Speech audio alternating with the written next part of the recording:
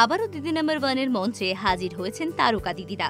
এদিন রচনা বন্দ্যোপাধ্যায়ের সঙ্গে ছিলেন প্রেরণা ভট্টাচার্য, প্রিয়াঙ্কা ভট্টাচার্য, প্রিয়া মণ্ডল প্রমুখ।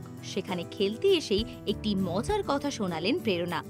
জানান কেউ তাকে রোজ পার্সেল পাঠায়, কিন্তু কে এই গিফটগুলো তাকে নিয়মিত পাঠান সেটা জানেন না তিনি।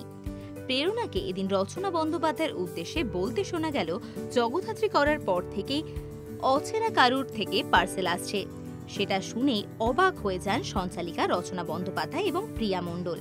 তারা দুজনেই মজা করে বলে ওঠেন, কই আমাদের তো কেউ এসব দেয় না, আমার কাছে এসব আসে না কেন, আমরাও তো একা, আরে ভাই আমরাও একা।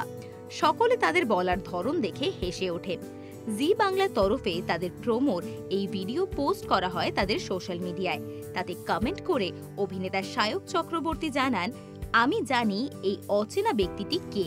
সেখানে প্রেরণা আবার কমেন্ট করেন, তাহলে আমাকেও একটু জানাস প্লিজ। দিদি নাম্বার 1 নিয়ে এখন চর্চা তুঙ্গে, কারণ এখানে খেলতে এসেছেন মুখ্যমন্ত্রী মমতা বন্দ্যোপাধ্যায়।